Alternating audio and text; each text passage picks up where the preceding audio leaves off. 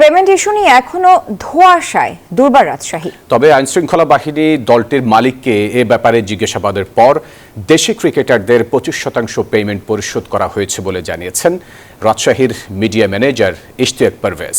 7 ও 10 ফেব্রুয়ারি পরিশোধ করা হবে বাকি অর্থ।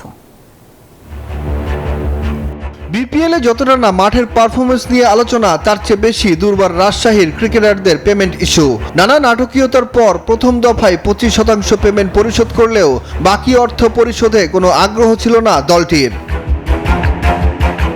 এমনকি ক্রীড়া উপদেষ্টার হুঁশিয়ারির পরও দেশি বিদেশি ক্রিকেটারদের পেমেন্ট ও বিমান টিকিট নিয়ে নতুন নাটকের পথ বেছে নিয়েছিল রাজশাহী। তবে সোমবার দলটির মালিককে আইনশৃঙ্খলা বাহিনীর কর্মকর্তাদের জিজ্ঞাসাবাদের পর নতুন করে 25% পাওনা পরিশোধ করা হয়েছে বলে নিশ্চিত করেছেন রাজশাহীর টিম ম্যানেজমেন্ট।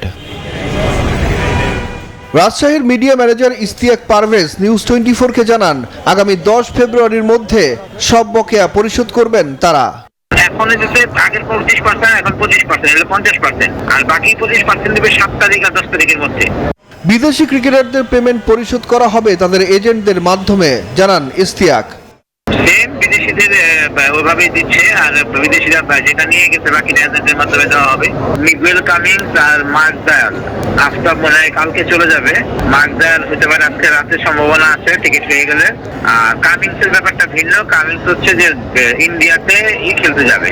ক্রিকেটাররা আদৌ পেমেন্ট পেয়েছেন কিনা তা জানতে বিজয়, তাসকিন, রাব্বি, আকবর আলীর সাথে যোগাযোগ করলে তারা নিশ্চিত করেন এখন পর্যন্ত সব মিলিয়ে 50% পেমেন্ট পেয়েছেন।